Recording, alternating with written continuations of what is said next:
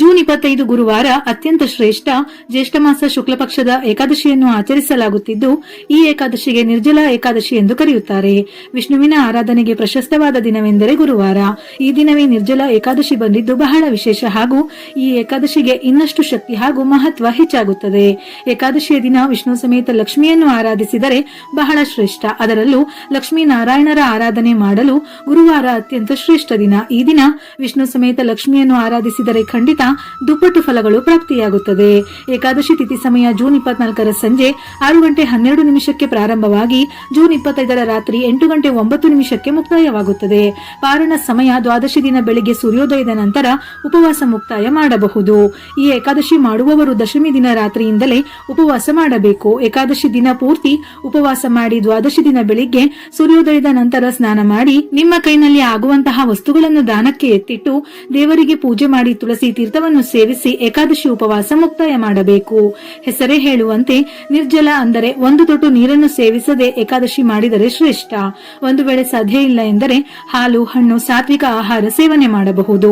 ವೈಕುಂಠ ಏಕಾದಶಿಗೆ ಇರುವಷ್ಟೇ ಶಕ್ತಿ ಈ ನಿರ್ಜಲ ಏಕಾದಶಿಗೂ ಇದೆ. ವರ್ಷಕ್ಕೆ 24 ಏಕಾದಶಿಗಳು ಇರುತ್ತವೆ. ಪ್ರತಿಯೊಂದು ಏಕಾದಶಿಗೂ ತನ್ನದೇ ಆದ ವಿಶಿಷ್ಟತೆ ಇರುತ್ತದೆ. ಆದರೆ ನಿರ್ಜಲ ಏಕಾದಶಿಯ ವಿಶೇಷತೆ ಏನೆಂದರೆ ಈ ಒಂದೇ ಒಂದು ದಿನ ಶ್ರೀ ವಿಷ್ಣುವನ್ನು ಲಕ್ಷ್ಮೀ ಸಮೇತ ಅಂದರೆ ಯಾರು ಈ ದಿನ ಒಂದು ಹನಿ ನೀರು ಸೇವಿಸದೆ ಉಪವಾಸವಿದ್ದು ಶ್ರೀ ವಿಷ್ಣು ಸಮೇತ ಲಕ್ಷ್ಮಿಯನ್ನು ಪೂಜೆ ಮಾಡುತ್ತಾರೋ ಅವರಿಗೆ ಉಳಿದೆಲ್ಲ ಏಕಾದಶಿ ಅಂದರೆ ವರ್ಷದ 24 ಏಕಾದಶಿ ವ್ರತ ಮಾಡಿದಷ್ಟು ಫಲ ದೊರೆಯುತ್ತದೆ. ಅದೇ ರೀತಿ 1000 ಯಜ್ಞಗಳ ಫಲ ಕೂಡ ದೊರೆಯುತ್ತದೆ. ಪ್ರತಿಯೊಂದು ಕೆಲಸದಲ್ಲೂ ಅಭಿವೃದ್ಧಿ, ದೀರ್ಘಾಯಸ್ಸು ಮತ್ತು ಮೋಕ್ಷದ ಹಾದಿ ಸುಗಮವಾಗುತ್ತದೆ.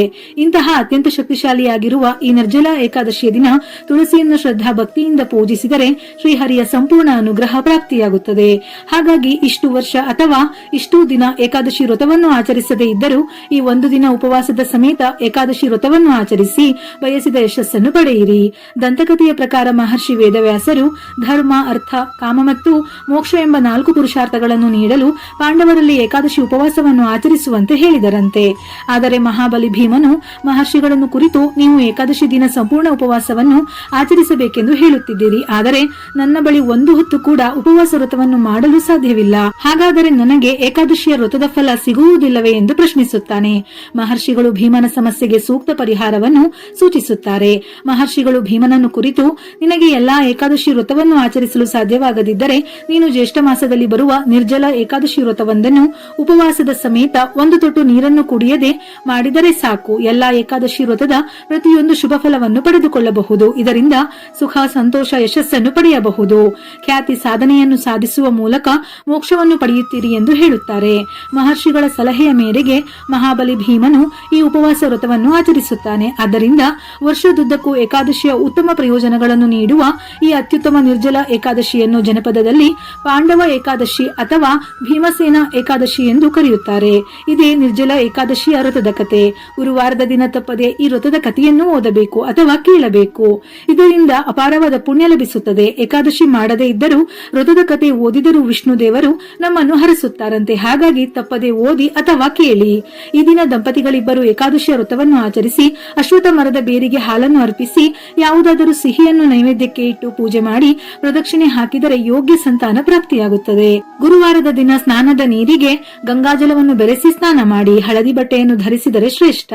ಮನೆಯ ಮುಖ್ಯ ದ್ವಾರ, ಹೊಸ್ತಿಲಿಗೆ ಅರಿಶಿನವನ್ನು ಹಚ್ಚಿ ಮನೆಯ ಮುಂದೆ ರಂಗೋಲಿ ಹಾಕಬೇಕು. ಈ ದಿನ ವಿಷ್ಣು ಲಕ್ಷ್ಮಿಯನ್ನು ಪೂಜಿಸುವುದರ ಜೊತೆಗೆ ವೆಂಕಟೇಶ್ವರ ಸ್ವಾಮಿಯನ್ನು ಪೂಜಿಸುವುದು ಬಹಳ ಶ್ರೇಷ್ಠ. ದೀಪಾರಾಧನೆಯಲ್ಲಿ ಬಹಳ ಶಕ್ತಿ ಇದೆ.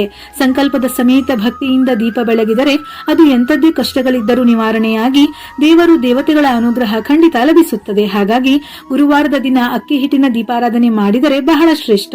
ಅಕ್ಕಿ ಹಿಟ್ಟು, ಹಾಲು ಮತ್ತು ಅರಿಶಿನದಿಂದ ಒಂದು ದೀಪವನ್ನು ತಯಾರಿಸಿ ದೀಪಕ್ಕೆ ತುಪ್ಪ ಅಥವಾ ಎಣ್ಣೆಯನ್ನು ಸೇರಿಸಿ 10 ಬತ್ತಿಗಳಲ್ಲಿ 2 ಬತ್ತಿಗಳಂತೆ ಒಟ್ಟು 5 ಬತ್ತಿಗಳನ್ನು ಬಿಡಿಬಿಡಿಯಾಗಿ ಜೋಡಿಸಿ ದೀಪ ಬೆಳಗಬೇಕು. ನಿರ್ಜಲ ಏಕಾದಶಿಯ ದಿನ ವೆಂಕಟೇಶ್ವರ ಸ್ವಾಮಿಯನ್ನು ಪೂಜಿಸುವುದರಿಂದ ಅಪಾರ ಐಶ್ವರ್ಯ ಲಭಿಸುತ್ತದೆ. ರಾಜಯೋಗ ಪ್ರಾಪ್ತಿಯಾಗುತ್ತದೆ. ತುಳಸಿ ದಳಗಳೊಂದಿಗೆ ವೆಂಕಟೇಶ್ವರ ಸ್ವಾಮಿಯನ್ನು ಪೂಜಿಸಿದರೆ ನಿಮ್ಮ ಇಚ್ಛೆಗಳೇನಿದ್ದರೂ ತಕ್ಷಣವೇ ಈಡೇರುತ್ತದೆ. ಅದಕ್ಕಾಗಿ ತುಳಸಿ ದಳಗಳನ್ನು ಪೂಜೆಗೆ ಬಳಸಿ ಅಥವಾ ತುಳಸಿ ಮಾಲೆಯನ್ನು ತಯಾರಿಸಿ ಶ್ರೀ ವೆಂಕಟೇಶ್ವರ ಅಥವಾ ವಿಷ್ಣುವಿನ ಫೋಟೋ ವಿಗ್ರಹವಿದ್ದರೆ ಹಾಕಿ. ಒಂದು ವೇಳೆ ಮನೆಯಲ್ಲಿ ಇಲ್ಲವೆಂದರೆ ದೇವಸ್ಥಾನಕ್ಕೆ ಹೋಗಿ ತುಳಸಿ ಮಾಲೆಯನ್ನು ಅರ್ಪಿಸಿದರೂ ಅದ್ಭುತ ಫಲಗಳು ಪ್ರಾಪ್ತಿಯಾಗುತ್ತದೆ. ಈ ದಿನ ನೈವೇದ್ಯಕ್ಕೆ ಪಂಚಾಮೃತ, ಪರಮಾನ್ನ ಅರ್ಪಿಸಬಹುದು. ಇಲ್ಲವೆಂದಾದರೆ ಬೆಲ್ಲವನ್ನು ಸಹ ನೈವೇದ್ಯವಾಗಿ ಅರ್ಪಿಸಬಹುದು. ಯಾವುದೇ ನೈವೇದ್ಯ ಅರ್ಪಿಸಿದರೂ ಆ ನೈವೇದ್ಯಕ್ಕೆ ತುಳಸಿಯನ್ನು ಸೇರಿಸಿ ನೀಡಬೇಕು.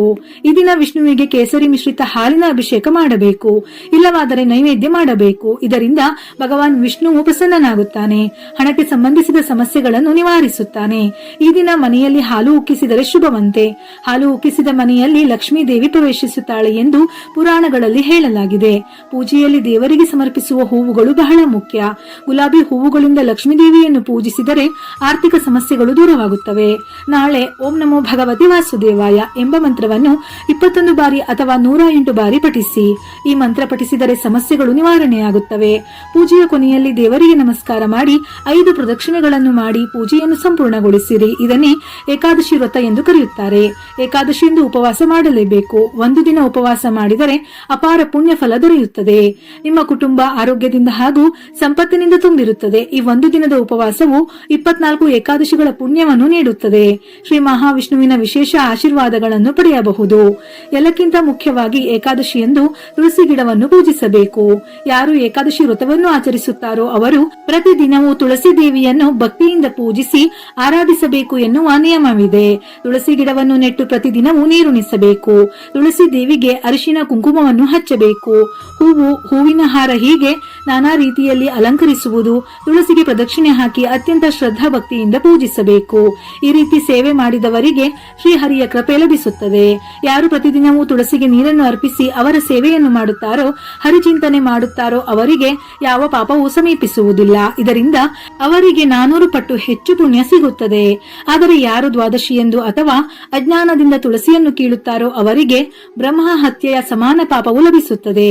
ಅದಕ್ಕಾಗಿಯೇ ತುಳಸಿ ದೇವಿಯ ಸೇವೆಯಲ್ಲಿ ಹೆಚ್ಚು ಎಚ್ಚರಿಕೆಯಿಂದ ನಡೆದುಕೊಳ್ಳಬೇಕು. ಈ ದಿನ ತುಳಸಿಗೆ ದೀಪವನ್ನು ಬೆಳಗಿ 5 ಪ್ರದಕ್ಷಿಣೆ ಹಾಕಿದರೆ ಅದೃಷ್ಟ ನಿಮ್ಮದಾಗುತ್ತದೆ. ನಿರ್ಜಲಾ ಏಕಾದಶಿ ಎಂದು ವಿಷ್ಣು, ವೆಂಕಟೇಶ್ವರ ಸ್ವಾಮಿ ಅಥವಾ ಶ್ರೀರಾಮನ ದೇವಸ್ಥಾನಗಳಿಗೆ ಭೇಟಿ ನೀಡಿ ಧ್ವಜಸ್ತಂಭದ ಬಳಿಯಲ್ಲಿ ದೀಪ ಬೆಳಗಿಸಿ 3 ಪ್ರದಕ್ಷಿಣೆ ಹಾಕಿದರೆ ಶ್ರೇಷ್ಠ. ಅರಳಿ ವೃಕ್ಷದಲ್ಲಿ ವಿಷ್ಣು ದೇವ ನೆಲೆಸಿರುವುದರಿಂದ ನಿರ್ಜಲಾ ಏಕಾದಶಿಯ ದಿನ ಅರಳಿ ವೃಕ್ಷಕ್ಕೆ ನಮಸ್ಕರಿಸಿ ಪ್ರದಕ್ಷಿಣೆ ಹಾಕಿದರೆ ಹಿಂದಿನ ಜನ್ಮಗಳ ಎಲ್ಲಾ ಪಾಪಗಳು ದೂರವಾಗಿ ನಿಮಗೆ ಶುಭವಾಗುತ್ತದೆ. ಈ ಜನ್ಮದಲ್ಲಿ ಅದೃಷ್ಟ ಪ್ರಾಪ್ತಿಯಾಗುತ್ತದೆ. ಭಗವದ್ಗೀತೆಯ 11ನೇ ಅಧ್ಯಾಯವನ್ನು ಪಾಪಗಳಿಗೆ ಪ್ರಾಯಶ್ಚಿತವಾಗಿ ಪಠಿಸುವುದು ಸೂಕ್ತ.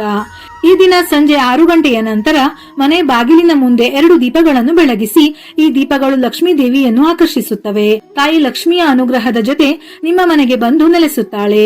ಮನೆಯಲ್ಲಿ ಹಣಕಾಸಿನ ಸಮಸ್ಯೆಗಳಿದ್ದರೆ, ನಿಮ್ಮ ಪತಿಯ ಆದಾಯ ಹೆಚ್ಚಾಗಬೇಕೆಂದರೆ ಲಕ್ಷ್ಮೀ ದೇವಿಯನ್ನು ಪ್ರಾರ್ಥಿಸಿ. ಏಕಾದಶಿ ಪೂಜೆಯನ್ನು ಮಾಡುವಾಗ ದೇವರ ಮನೆಯಲ್ಲಿ 5 ಏಲಕ್ಕಿಯನ್ನಿಟ್ಟು ಭಕ್ತಿಯಿಂದ ಪೂಜೆ ಮಾಡಿ. ಮನೆಯಲ್ಲಿ ಯಾವುದೇ ಆರ್ಥಿಕ ಸಂಕಷ್ಟ, ಹಣಕಾಸಿನ ಸಮಸ್ಯೆಗಳಿದ್ದರೂ ನಿವಾರಣೆಯಾಗಿ ಸಂಪತ್ತು ವೃದ್ಧಿಯಾಗಲಿ, ಅಷ್ಟೈಶ್ವರ್ಯ ಲಭಿಸಲಿ ಎಂದು ಪ್ರಾರ್ಥಿಸಿ ನಂತರ ಪೂಜಿಸಿ. ಪೂಜೆಯ ನಂತರ ಆ ಏಲಕ್ಕಿಯನ್ನು ನಿಮ್ಮ ಪರ್ಸ್ ಹಾಗೂ ಹಣ ಇಡುವ ಜಾಗ ಬೀರುವಿನಲ್ಲಿಡಿ. ಇದರಿಂದ ಸಂಪತ್ತು ಕ್ರಮೇಣವಾಗಿ ಹೆಚ್ಚಾಗುತ್ತದೆ. ನಿಮ್ಮ ಪತಿಯ ಸಂಪತ್ತು ಆದಾಯದಲ್ಲಿ ಖಂಡಿತವಾಗಿಯೂ ಹೆಚ್ಚಾಗುತ್ತದೆ. ಸಾಲದ ಸಮಸ್ಯೆಯಿಂದ ಬಳಲುತ್ತಿರುವವರು ಈ ಏಕಾದಶಿಯ ದಿನ ಅರಳಿ ಮರದ ಕೆಳಗೆ ತುಪ್ಪದ ದೀಪ ಹಚ್ಚಿ ಪ್ರಾರ್ಥಿಸಿದರೆ ಎಲ್ಲ ಸಾಲದ ಸಮಸ್ಯೆಗಳು ಪರಿಹಾರವಾಗುತ್ತದೆ. ದಾಂಪತ್ಯ ಜೀವನದಲ್ಲಿ ಸಮಸ್ಯೆಗಳಿರುವವರು ಈ ಏಕಾದಶಿಯ ದಿನ ನೆಲ್ಲಿ ಮರಕ್ಕೆ 7 ಬಾರಿ ಪ್ರದಕ್ಷಿಣೆ ಹಾಕಬೇಕು. ಗಂಡ ಹೆಂಡತಿಯ ನಡುವಿನ ಜಗಳಗಳು ನಿವಾರಣೆಯಾಗುತ್ತವೆ. ಪ್ರೀತಿ ವಾತ್ಸಲ್ಯ ಹೆಚ್ಚಾಗುತ್ತದೆ. ಲಕ್ಷ್ಮೀ ಸ್ವರೂಪವಾಗಿರುವ ಮುತ್ತೈದೆಯರಿಗೆ ಅರಿಶಿನ ಕುಂಕುಮ ಹೂವು ಕೊಟ್ಟು ಬಾಳೆಹಣ್ಣು ಕೊಟ್ಟು ಆಶೀರ್ವಾದ ಪಡೆದುಕೊಂಡರೆ ಶ್ರೇಷ್ಠ. ಈ ದಿನ ಆಹಾರ, ಬಟ್ಟೆ, ಗೋಧಿ, ಬೆಲ್ಲ, ನೀರು ತುಂಬಿದ ಮಡಿಕೆ, ಮಜ್ಜಿಗೆ, ಕಲ್ಲಂಗಡಿ ಹಣ್ಣುಗಳನ್ನು ದಾನ ಮಾಡಿದರೆ ಒಳ್ಳೆಯದು. ಈ ಏಕಾದಶಿ ದಿನ ವಿಷ್ಣು ಸಹಸ್ರನಾಮ ಪಠಿಸಿದರೆ ಕೋಟಿ ಜನ್ಮಗಳ ಪುಣ್ಯ ಸಿಗುತ್ತದೆ. ಈ ಏಕಾದಶಿಯ ದಿನ ಜಲದಾನ ಮಾಡಿದರೆ ಹಣಕ್ಕೆ ಸಂಬಂಧಿಸಿದ ಸಮಸ್ಯೆ ಮತ್ತು ಮದುವೆಗೆ ಸಂಬಂಧಿಸಿದ ಎಲ್ಲಾ ಸಮಸ್ಯೆಗಳು ನಿವಾರಣೆಯಾಗುತ್ತದೆ. ವಿಡಿಯೋ ಇಷ್ಟ ಆಗಿದ್ದಲ್ಲಿ ಮರೆಯದೆ ಲೈಕ್ ಕೊಟ್ಟು ನಿಮ್ಮವರಿಗೆ ಶೇರ್ ಮಾಡಿ. ಇದೇ ರೀತಿಯ ಮನಮುಟ್ಟುವ ಉಪಯುಕ್ತ ಮಾಹಿತಿಗಳಿಗಾಗಿ ಮತ್ತೆ ಭೇಟಿಯಾಗೋಣ.